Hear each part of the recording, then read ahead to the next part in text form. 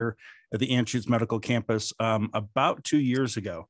And we've done about 50 some odd episodes. And today's a little bit different because usually we're just talking, to one another and not having an audience. And today we have the really weird experience and getting an echo, but we have this really weird experience where we're going to be talking together. We can't see the audience, but allegedly there's, tens of people, hundreds, thousands, maybe, I don't know, listening in. I'm just going to imagine it's thousands, but a little bit, kind of creepy. It's sort of like the hills have eyes, but without all the bad stuff.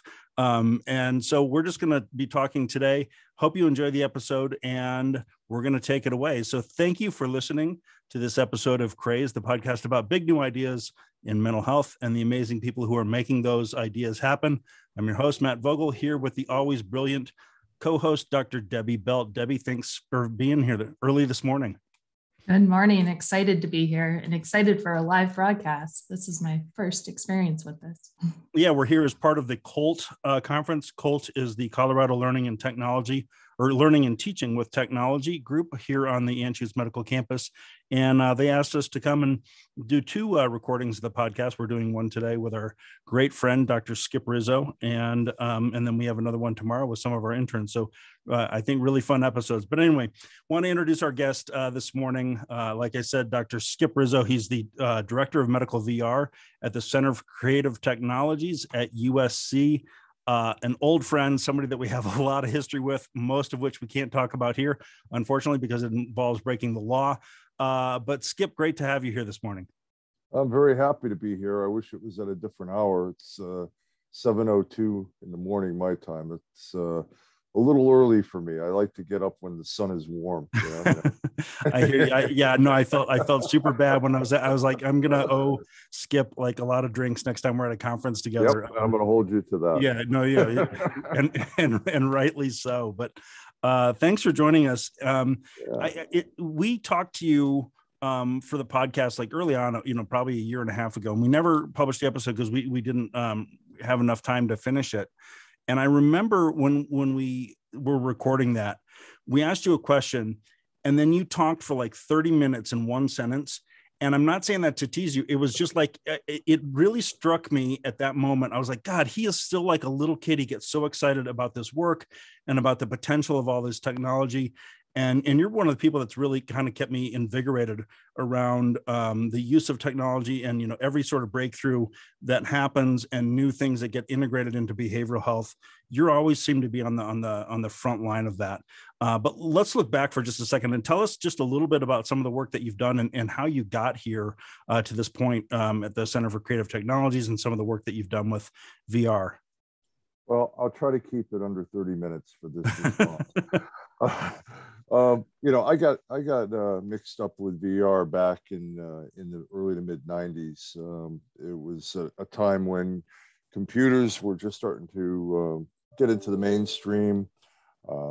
Nobody really had email. Very few people had email. A more blissful era, maybe.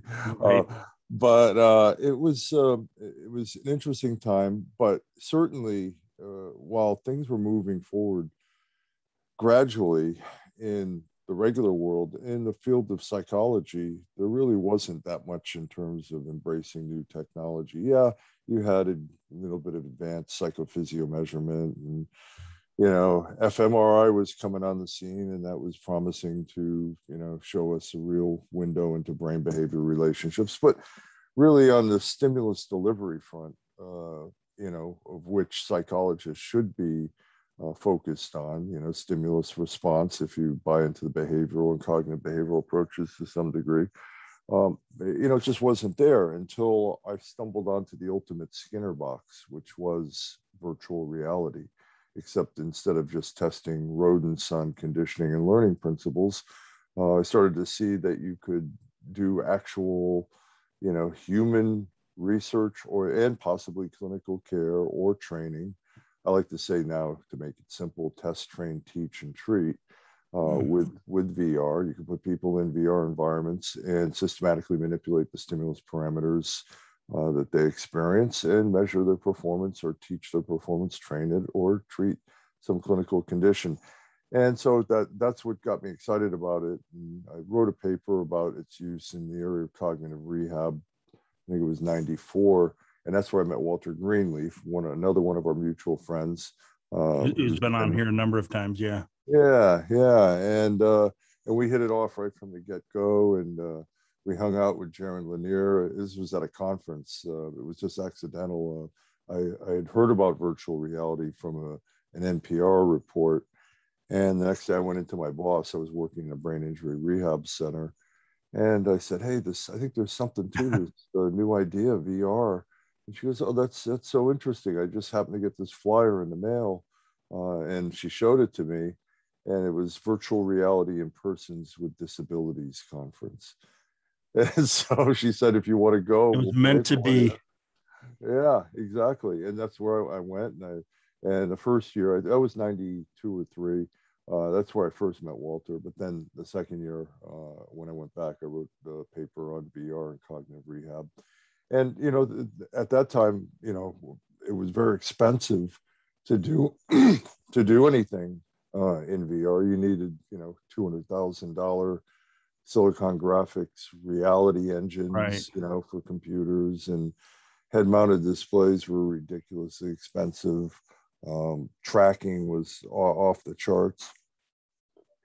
So the only place that I could really pursue this dream would be to leave the clinical center I worked at and try to sneak in the back door of academia, which I'd been out of since graduate school 10 years before. And then you heard the door slam behind you and lock. Oh, yeah. And the vacuum sound of another door opening up for some poor soul that thought academia was the only thing they could do in their life after graduate school. Yeah. Well, and see, that's another thing. I mean, I once I finished my PhD work, which was very research intensive, I bailed. I said, I got a degree in clinical psych. I want to treat folks. I want to help people. I've been doing everybody else's research as a grad student, and people said, geez, you got all this training. Why don't you, do some research? And I go, you know what? Research is not a simple thing. You've got to have a passion. You've got to have a problem that you want to study. And, I kind of wanted, but I didn't have the resources. But then when VR hit, I knew that was the problem. Yeah. This was the area that I would be willing to put in the monk-like devotion that you have to put into doing any kind of good research and development. And so anyway, that's what happened. I lucked out and got a postdoc in the Alzheimer's Disease Research Center at USC. And I took it only because it was across the street from the computer science building.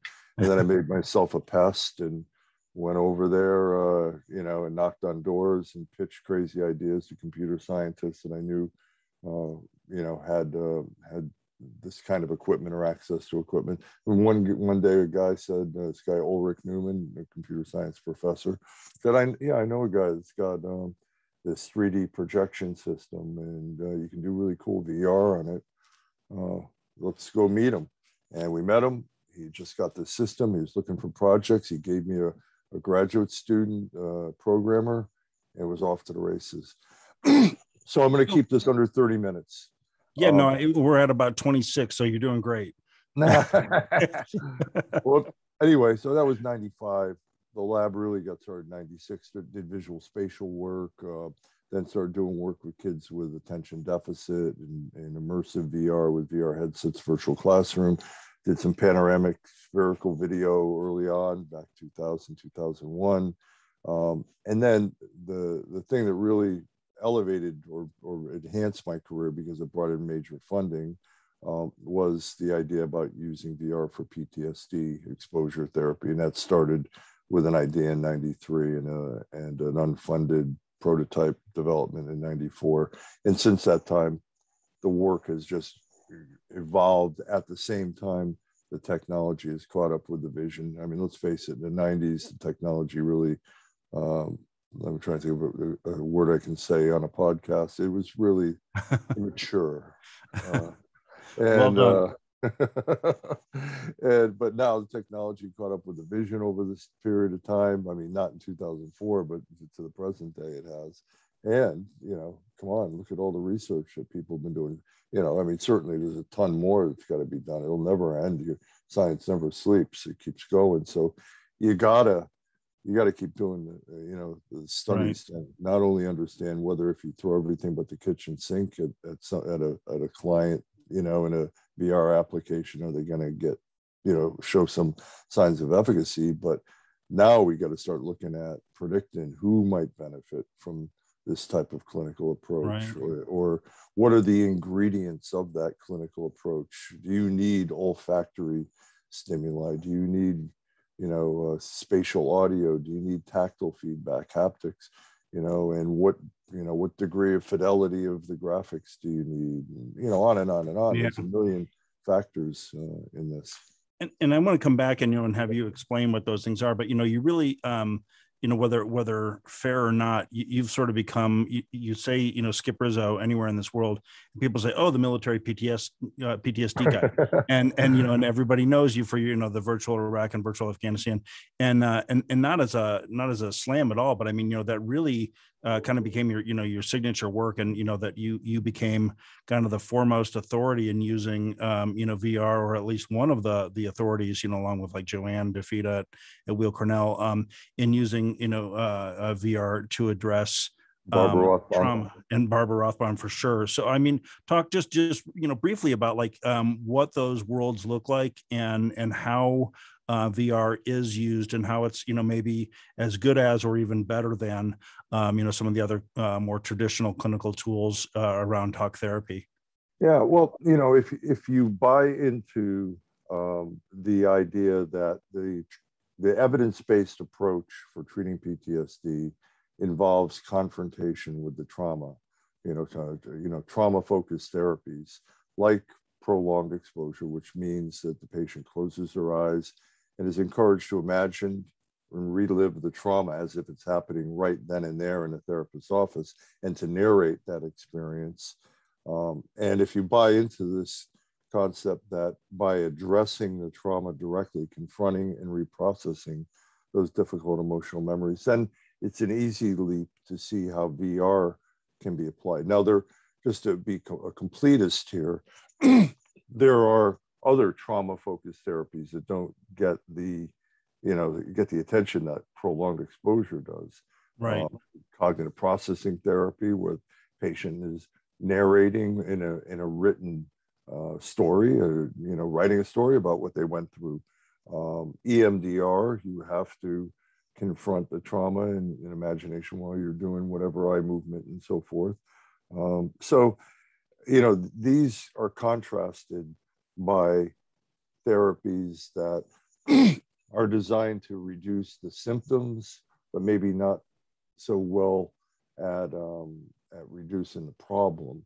Like medication, SSRIs, they calm people down. They may make it so people can be more functional a little bit, but it's not addressing the problem. People can be on SSRIs the rest of their life.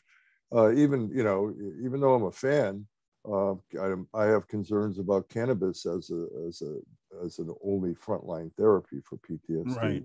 It may be a useful tool in the toolbox for some people, but I don't think it addresses the trauma. And all the research seems to show you've got to address the trauma and confront it and reprocess, reconsolidate the memory and the emotional baggage that comes with it.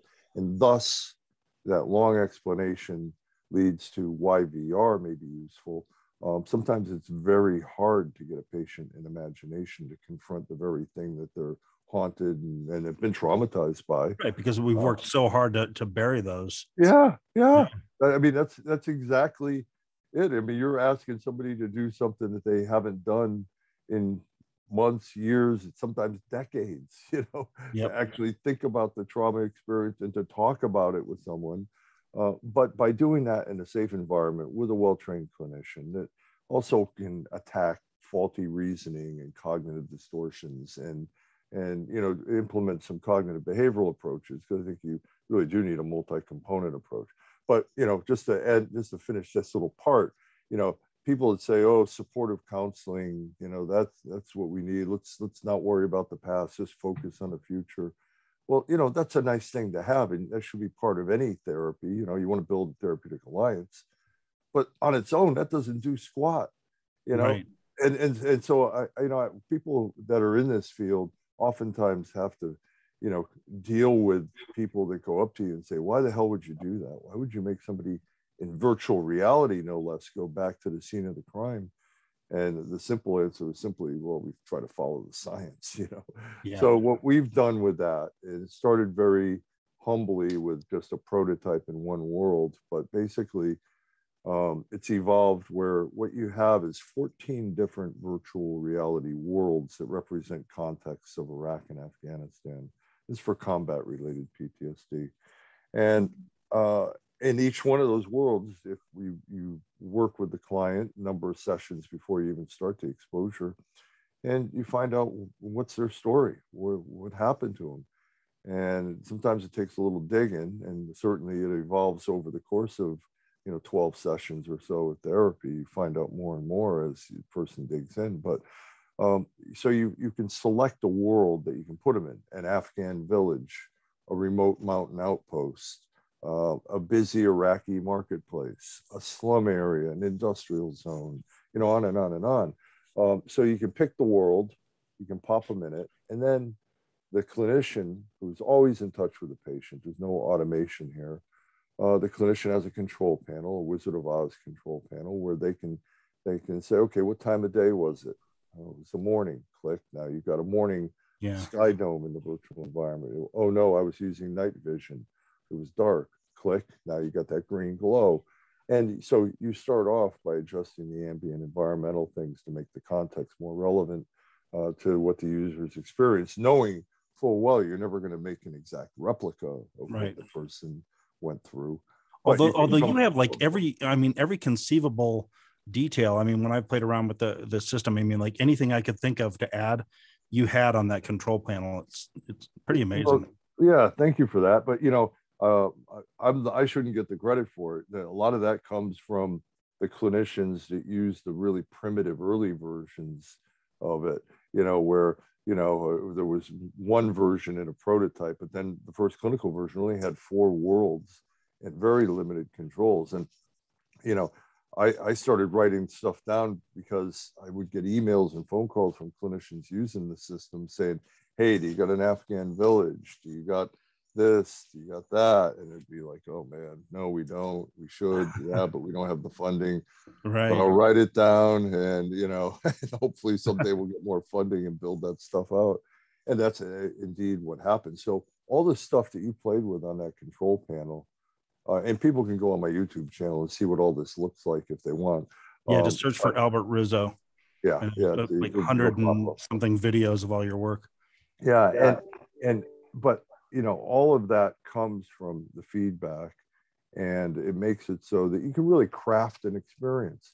So if the person says, I was driving down a Humvee and it was midday, any clouds in the sky? Oh yeah, there were actually. It was rare day clouds, and there was a helicopter buzzing over, and I saw a guy with a mobile phone up ahead.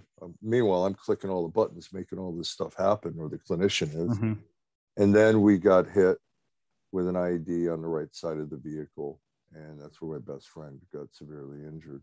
And bing, you can make that happen. Certainly you don't do that in the first session, but you build up to it.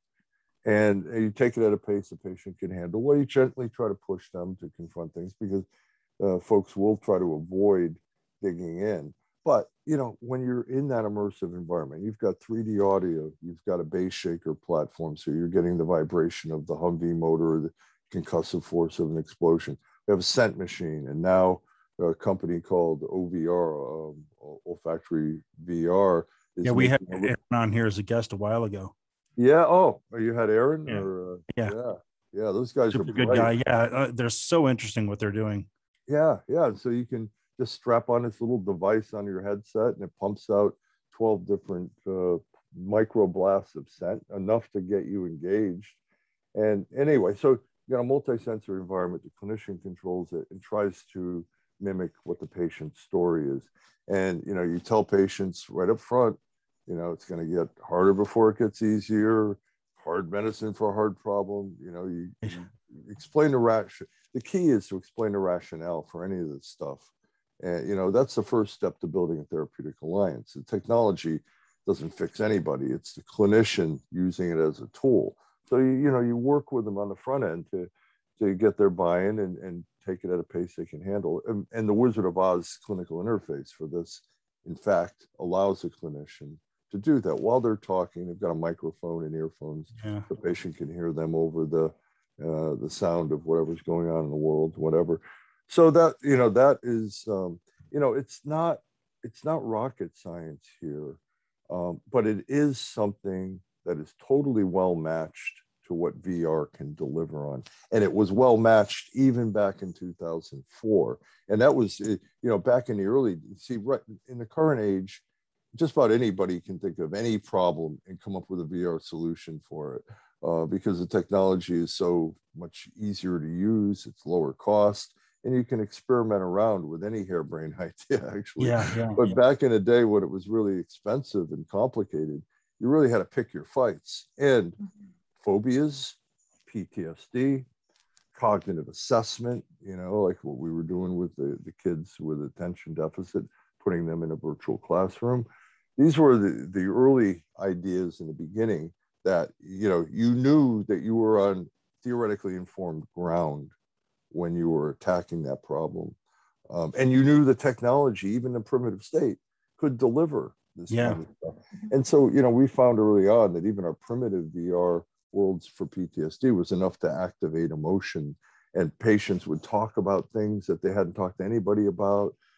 Later on, working with Joanne DeFede, we've done some randomized controlled trials. Now we're doing more specification of patients. So we now know that from this study anyway, that people with comorbid depression will do better in VR than with the traditional format. Traditional format works as good as VR in most cases. Well, in a lot of cases, because it's still an evidence-based approach. There's challenges with it, certainly, with any treatment. It's not 100% either.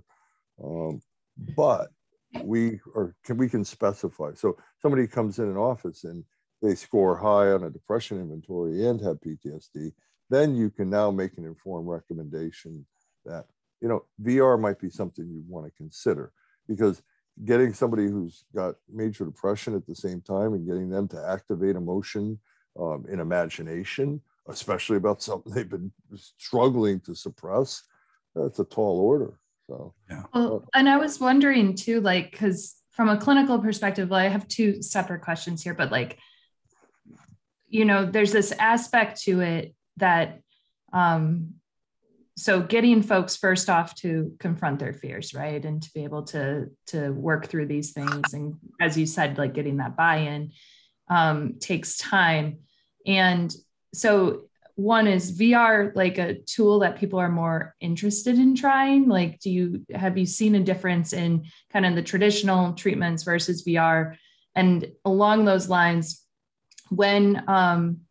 when folks are using the traditional treatment, so I mean, in terms of process or prolonged exposure, and they're doing a lot of imagery, it's harder for the clinician to know exactly what they're bringing to mind. And then some people get really frustrated with that because imagery can be really hard. Imagining things for some folks just is much harder. And so just curious, one, have you seen a difference between the traditional treatments and VR? And two, what are some of these advantages to, you refer to it as the Wizard of Oz, but what are some of these advantages to clinicians being able to see everything the patient's seeing too, and going through that experience with them? Well, the short answer is yes to both questions, but the real answer is, for number one, do patients prefer VR? I would say that from the data, we have a growing body of data, and I can't specify the mechanism of action underneath, but we have a growing body of data showing that patients, when presented with both options for PTSD anyway, that in a recent study, when they were informed they were going to be randomized to a condition, but they had no choice. But we asked them at informed consent, hey, if you had your druthers, which would you pick? 77% across this large sample multi-site trial would have picked VR. Now, we did an analysis to see if you didn't get what you would have picked, did it make a difference? And it didn't, because both treatments are evidence-based. But it doesn't matter when it comes to the front end, trying to break down barriers to care and get people into treatment. That's as hard a job as doing the actual treatment. Right. There's so much stigma and issues, around this, particularly with military folks, and certainly with police and first responders that have, similar kind of superhero kind of self-perceptions that if they ask for help, they might perceive themselves as weak, let alone what other people may think. Right. At least with VR, maybe you can make a case that, I think some people do, in fact, think, well, I'm going to play a video game and get better, even though it's not a video game by any means. You use technology that's similar. And then your second question, which I think is really important, and just to reframe it, you were mentioning about how, you can't see in the hidden world of your patient's imagination. And, actually getting the patient to narrate is the closest you can come to that. And is that narration really the imagery? Or are they telling you, a lot of times patients will tell you a very rote, cognitively, laden story. Driving down a roadway, heading towards Fallujah, IED went off to the right, blew up my best friend. End of story. Well, now you've got to really start to unpack that. You've got to start to dig in, because there's no emotion in that. They're just telling the punchline, the soundbite, that they can manage to tell people. So what are they imagining there? You just don't know. So the clinician can see everything that is going on in the virtual environment. They have a big screen in front of them, and they control things, and they see what the patient sees as they turn their head and navigate and travel through the world and so on. And not only, I think, is that helpful for the clinician, but some patients who, in the past, when I actually treated folks with PTSD back in the mid 80s, when I was doing my internship at the Long Beach VA, there were Vietnam era vets. Mm-hmm. And, here I come in, I'm, some, middle-class white kid that never been to war, protested against the Vietnam War, in fact. And now the Vietnam era vets are coming in and saying, well, what can you do to help me? How do you know anything about war? Well, with VR, we've heard from clinicians, and this is all anecdotal reports, but we've heard from clinicians that they say, they may get that in the beginning, but once they start getting involved in the VR, patients have said, wow, I feel like you understand what I went through. You're seeing it. And I'm talking about it in ways I haven't talked to anybody about before, because this is really getting under my skin here. I'm there. I'm feeling what I felt then. And thus, I think you can foster a stronger therapeutic alliance, because the therapist and the patient are co-constructing the experience. Patient telling the story, living it, experiencing, the clinician modifying, adjusting, evolving it as it goes along. And I think that's a positive thing. Can you give an example? I know you've had some like published case studies, but when I've heard you speak, you have some examples of like the garbage by the side of the road, or the palm trees, and things that really help people understand kind of the nuances of a VR experience, and why it's helpful at helping somebody identify their panic triggers, or I might be saying that wrong because I'm not a clinician, but can you give an example of a success story and really that illustrates exactly how this works? Yes. First off, every patient, every client will have, some unique experience that triggers, that with PTSD, oftentimes folks are hypervigilant.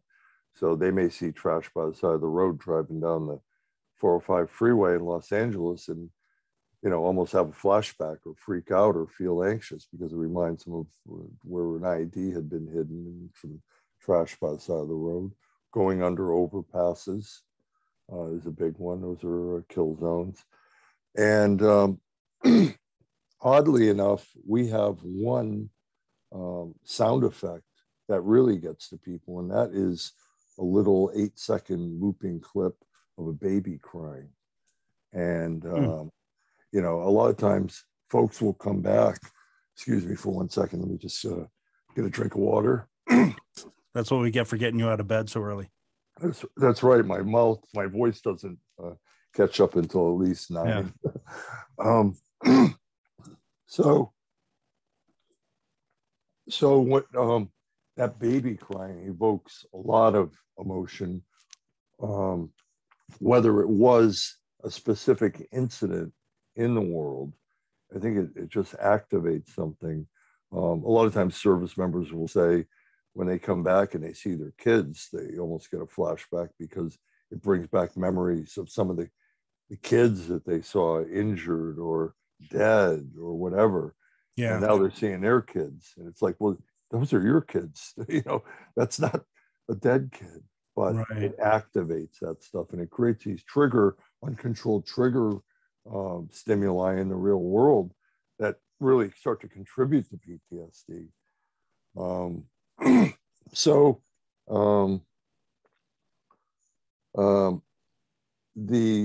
It's always going to be unique, the profile of what activates people. Mm-hmm. And that's where you have to have a well-trained, sensitive clinician doing it. Again, it's not the technology it's fixing anybody. It's the clinician using the tool to get that information. There was another part of your question, though. I think I forgot it when I was choking here. No, it's just asking like for a specific example of a trigger that you identified in somebody that you think might have been overlooked, or at least harder to get at or taken longer. Yeah, right. Without VR. Well, there was one of our clients who's sort of a poster child for success here. He's on a number of the YouTube videos recently in a CNN Tech for Good piece. I can mention his name because he's a public figure now, Chris Merkel. If you hear his story, he'll tell you about it, how he had tried a number of different therapies, no benefit. But then when he got into VR and he started telling his story about this, wreckage by the side of the road with an Iraqi guy in it, and it looked like he was pulling up a gun, but the guy was blown up, and he put his gun up there and he was going to shoot him, a defenseless guy in a broken down vehicle, but he was posing a threat, but he couldn't bring himself to do it. And then somebody else in his squad blew him up right in front of him. And we were able to mimic the wreckage and the smoke and fire and the gunshot, not the character, but that was enough. And he went on about that. And he talks about it in the video, so you can actually see it in the flesh. But the reason he's a poster child is that, he went 7-8 years after he got back without getting any help, thinking he didn't have a problem. He became a cop for a while. That didn't work out so good, anger issues and a lot of different things. I'm not going to recount his history so much, but I'll recount his history after treatment. He found our treatment at the Long Beach VA, and then completed it, had a good outcome, and started a surf camp for disabled veterans. He wanted to give back. Surf camp, like ocean surfing? Oh, cool. Get people on a big old surfboard that are taking them out of perhaps a wheelchair or whatever, or psychological challenges as well, getting them on that board and giving them an experience. It's called Waves for Valor. I'm really sorry about my voice. Well, anyway, so he did that, and then he went a step further. He was crazy like us. He went and got his doctorate in psychology. He just completed all his coursework, and he's up in Anchorage, Alaska, doing an internship with indigenous populations up there, and trying to give back. So here's a guy that went from, a really tragic tale, in Iraq to suffering for many years, and then finally stumbling onto our treatment, getting a benefit. And now, you know, I mean, that to me is worth any of the money that the government invested in developing this kind of stuff, just that one person. But there are, you know, tons more. And I don't know all the stories. I mean, systems have been out to over 100 sites, different VA sites, Army medical centers, and university clinics and so forth. You know, since we're, you know, part of the COLTT, the Colorado Learning and Teaching Technology Conference, I want to shift in the last, you know, half hour or so that we have, and talk about some of the work that you've done with VR and you know, and just what's emerging around education. And maybe you could just talk some, and, you know, and I'll let Debbie jump in on this, you know, because I'm, you know, again, I don't do any clinical work, but you're working with a company that is doing some cool stuff with ADHD. Can you talk about that and VR Sure. and its applications there? Sure. The ADHD project really started with an idea in 1998 that could we put children in a VR headset in a virtual classroom, and could we have them do a continuous performance task in that virtual classroom that appears on a blackboard. You know, they'd have to monitor letters appearing on the board, and when they saw an A followed by an X, they'd have to click a mouse button or a response key. And you know, that's simple. I mean, that's already being done on flat screen monitors. Where VR added value was the idea you're in an ecologically relevant context, a classroom, and you've got all the distractions that happen in a classroom.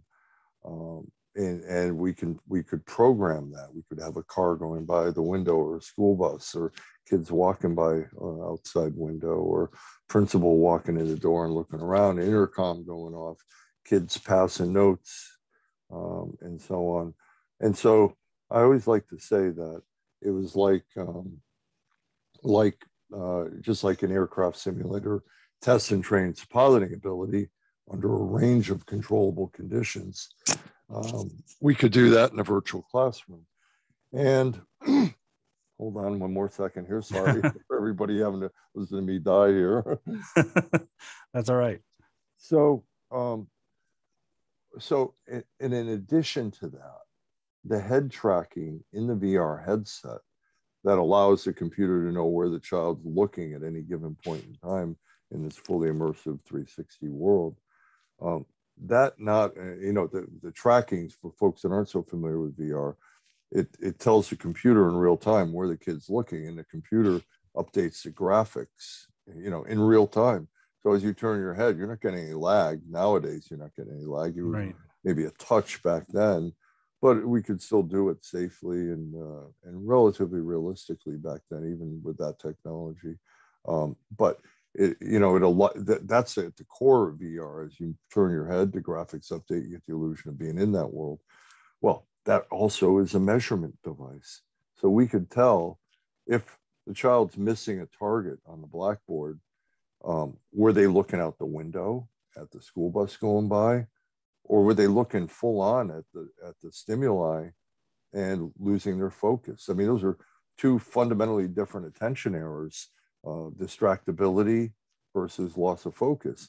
And at the same time, with this head tracking, and we also put a tracker on the hand and foot, we could measure this hyperactivity component, because with ADHD, you know, it's not just one thing. You've got you know, the three subtypes of hyperactive, inattentive, and mixed.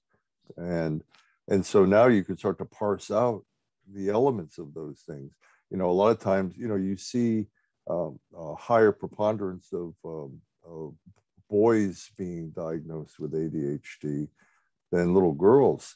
But you know, this is research that I'm aiming to do now that we have an updated version. But I might suggest that a lot of times little girls may have the inattentive type, but they sit nice and quiet, and they're not detected by a teacher or a family member.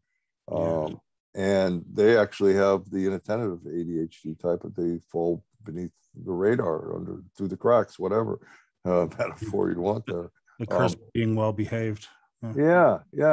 Exactly.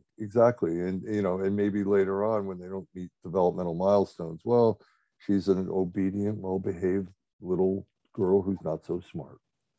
Whereas she may have a condition that's addressable, you know? And so being able to detect that, I can't see how you could do that with traditional methods with the same level of precision as you can do in VR. So, I mean, that was always the vision early on. I mean, is this technology, are we just throwing technology at a problem because it's cool? Or are we doing it because it makes sense? And in this case, 98, it looked like it made sense. So, I mean, you know, Debbie can speak to this, you know, personally, you know, because you've done, you know, in your clinical practice, you know, a lot of work with kids. And, you know, do you, as Skip is describing this stuff, do you see that as addressing, you know, some of the limitations that you saw with traditional methods?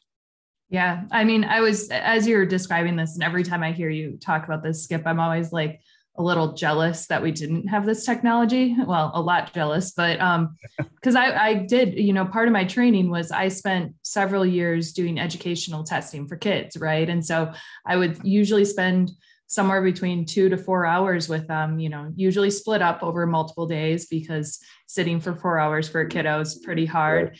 And just thinking back to, you know, I had like just this snapshot of them coming in, and then, you know, it's not just them having to come into this appointment, it's parents and everything. And so it's a lot of work to get to these kind of education testing environments. And so the more we could bring things into schools and do testing in schools, like, I think that piece. But yeah, I always think about, I worked with a lot of kids who were coming in for assessment around ADHD, and just knowing what I've seen of the VR program and being able to, like, even just the visuals of, I'll never forget, there's one visual where you show a kid with, you know, hyperactivity where his head's just moving all over the place, right? Throughout the entire scenario. And it's so stark. And you're like, well, no wonder this kiddo is having a hard time paying attention, you know, like it makes, I think in a lot of ways, it also creates more similar to what you were describing earlier for therapists and patients, like more visibility for everyone. Like, look what's happening here, you know, and no wonder he's having a hard time or she's having a hard time. And so I just, great minds think alike, because I was just going to say what you just said. It does, just like with PTSD and the clinician viewing this work, it gives parents or clinicians a window into how distractible these kids are. Yeah. And I can recommend on the YouTube channel, there's an old video from 2000, first version that we built. And we had the idea in 98, but we were actually testing it in 2000. And we had, I forget, it was She TV, which doesn't exist anymore. A woman who heard about our project and wanted to have her kids participate. She was a psychologist, and she had 2 kids with ADHD, and one was hyperactive, one was inattentive. And you see both of them in the scenario doing different things. And she makes this like statement, just like you said, you know, I feel like I understand how distractible they are. And well, one of them is very distractible. The other one was, you know, he might have actually had an anxiety disorder because he was a nervous wreck about getting everything right. You know, he stayed focused. He didn't move his head one bit, but he was still messing up, you know? Yeah. And so that empathy element, or that awareness that you can generate when you see someone perform in a functional environment, and you don't have to sit there with a behavioral checklist or rating form trying to do a behavioral analysis of how many times child turned left, how many times they turn right. You know, the software is doing that, you know? Right. So let me just finish real quick on that. We've, we tried to commercialize that in 2003, way too early for the market and for clinicians to adopt VR. And then it became a research tool, published probably about 18 studies with it, with different populations, on, off medication, on and on and on. And then this company, Cognitive Leap, came onto the scene and wanted to productize it, take another shot at it now that we can do it at a low cost and do it at a much higher fidelity. And so I consult with them now. And we've just completed I'll be presenting this next month at a VR conference, a 700 kid normative data sample. So what we've got is neurotypical kids from age 6 to 13. And we've got their normative data in what we have now is a 13-minute test. So now we've got the norms, and we're collecting data from clinical groups now, so that we can start to make the comparisons. I always used to say it's easier to measure someone than it is to fix them, but that's not so true, because if you're building a test, you got to do a ton of research to build your normative database, so you know what is typical behavior. That's the basis of psychometric testing, is you have to have norms. And so we got the norms now, and now we're moving that next step. But the norms are good because you do see the age-related improvements in performance on all the core metrics: the head movement, the accurate hits, the reduced or the level of commission errors, hitting when there's no target, number of missed targets, reaction time variability. We see improvements with age, just as you would expect. So I think our normative sample is representative, as we would hope. When, as I said, research never sleeps, science never sleeps. So a lot more to do. Yeah, I mean, you're talking about, VR, in this context, building empathy and really improving, the ability to diagnose. But, obviously everybody is always interested in, okay, but what about treatment? And if there's one word that makes every university administrator's head explode, it's Adderall. And, and people are, how do you reduce the use of stimulants and things like that? And so can this platform be used or has it been, or do you think it will be, as a way to help kids develop skills to improve attention and eventually, lower the rate at which, kids are given stimulants? Because I think that's the, got to be the $64,000 question. Yeah. Well, there's two paths to follow there.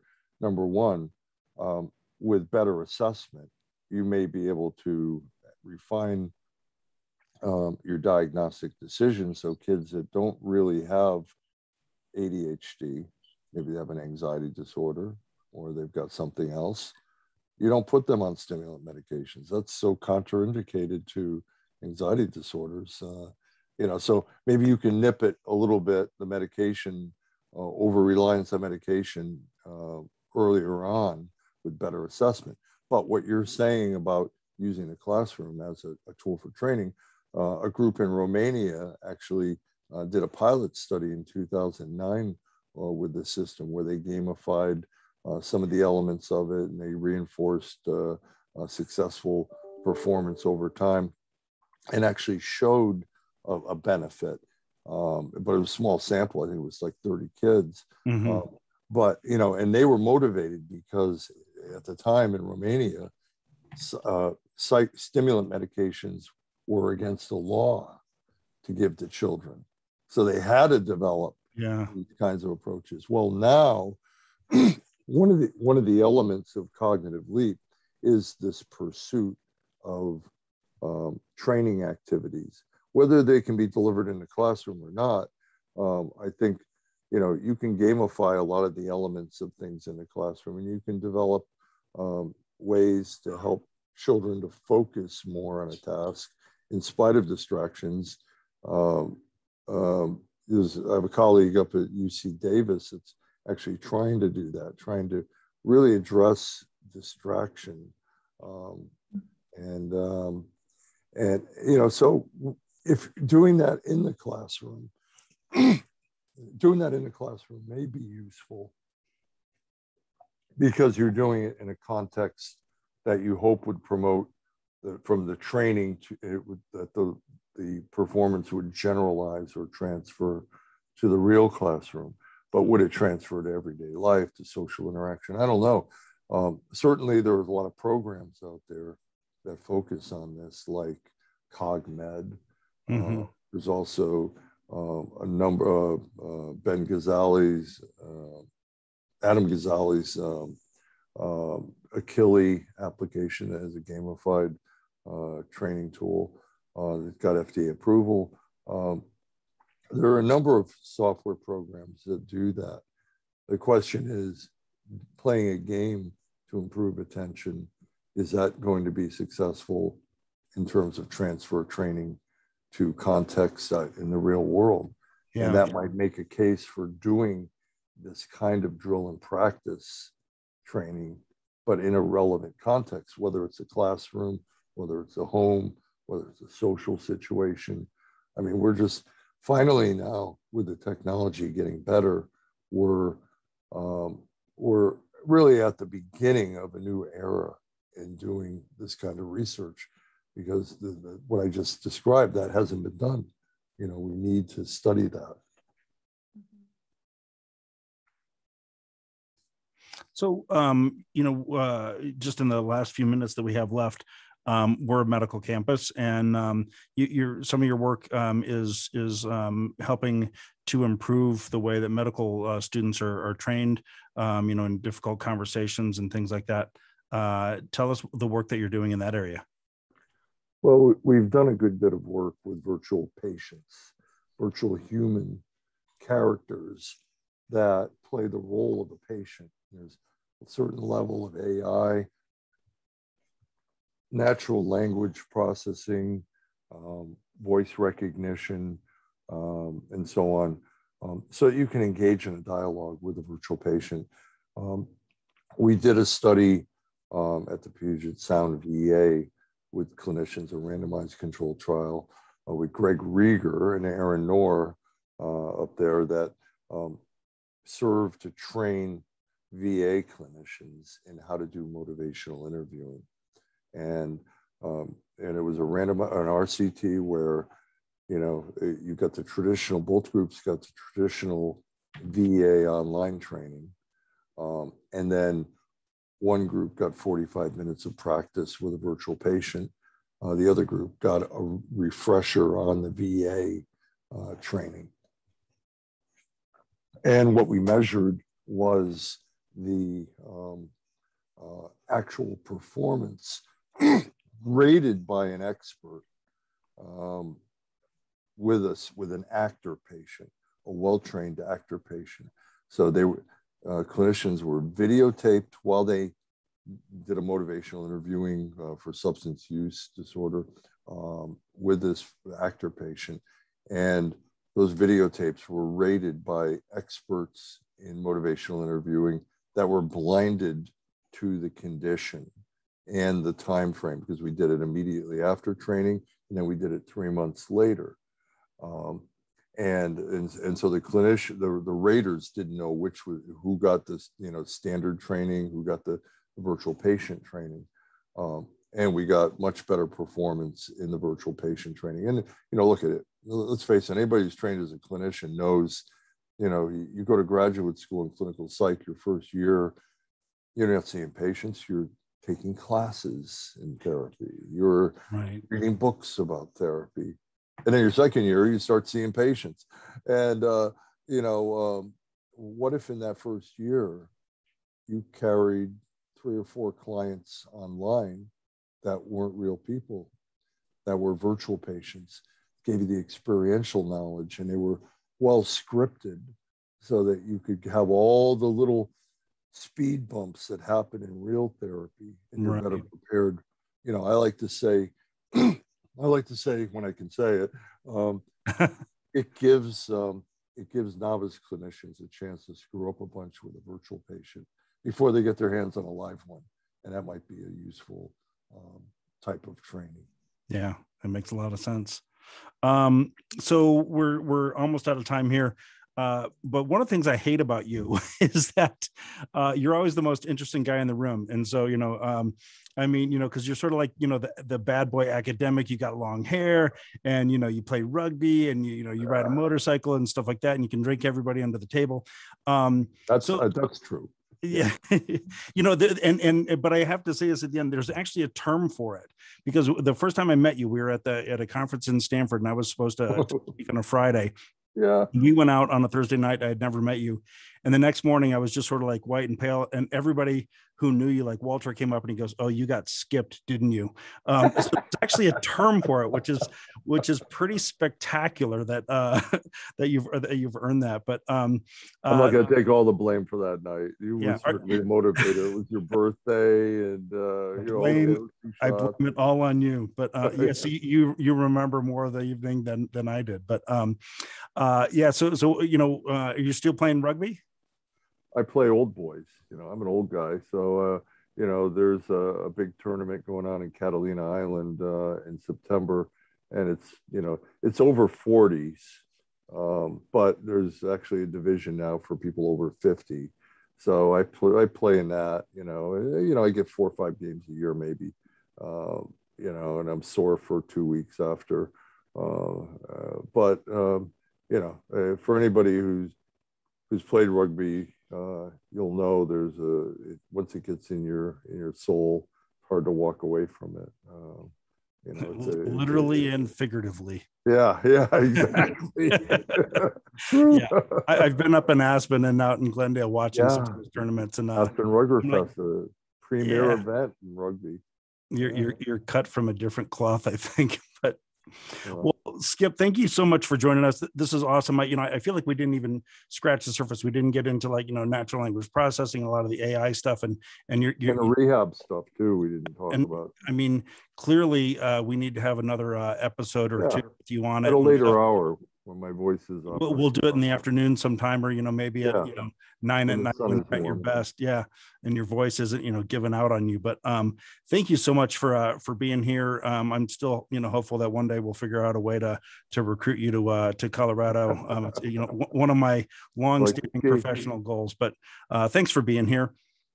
Thank you for having me. It's always a pleasure to hang out with you guys. And Debbie Boeltz, thanks so much as always for being such a great co-host.